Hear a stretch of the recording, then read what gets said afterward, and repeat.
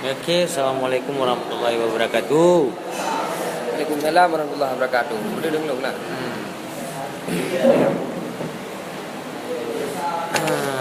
Ya telah berarti pada para langsung dulu ya. Ya. Jafar Khan artis gedung. Jadi buka acara untuk orang yang peminat untuk jadi Artis segera ikuti audisi. Dan putri acara dibuka di kota ID di kafe Espresso Coffee. Espresso Kopi. Ya, Abaga alhamdulillah sehat di kota ID. di kota ID.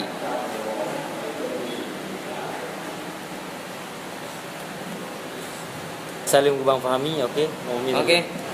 Langsung dibalas. Salim balah.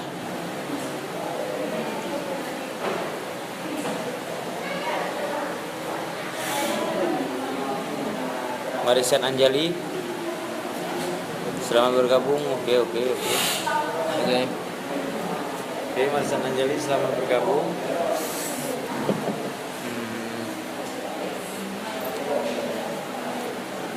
Oke, Kak syuting dong. Tanya albumnya. Mungkin sesi ya. Sisi. Wani fotografer lu ikut je bang. Aja memang Ya. mereka soju. Langsung ikut. Bebas, umum. Mereka soju ikut. Berarti sedikit. Berarti tempat dia.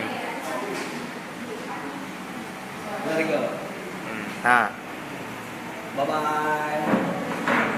Masih bersama saya Nik Saleh di sini. Sekarang kami sedang seleksi pemain film Rezeki Kitanya. Siapa tahu ada talenta terbaru yang bisa kita unggul untuk suksesnya sebuah film yang akan kami garap Rezeki Kitanya. Semoga sukses selalu. Amin. Nah selain Bang Saleh, ini Raja. salam dari Arniza. Salam. Salam dari Cidian. Salim ke Bang Saleh. Haikal nyan bere ringku. Oke, selainnya Nino serotu yang ke juri berarti komentator Bang Raja juragan juga. Halo, dengan saya Ani Juragan. Ini saya sebagai koordinator di dalam film Rezeki Kitanya. Provokator. Pada hari ini mungkin sudah selesai untuk pada acara audisi yang kita laksanakan pada hari ini. Ini kita sambungkan kepada kawan kita ini Bang Raja. Oke, sementara kami sedang berada di kawasan Kota ID dan di sini ada beberapa hal yang kami lakukan. Yang terakhir saya, Bang Saleh, Bale juga ada rekan-rekan lain. Kami hari ini audisi kedua untuk casting film Rasi Kilun.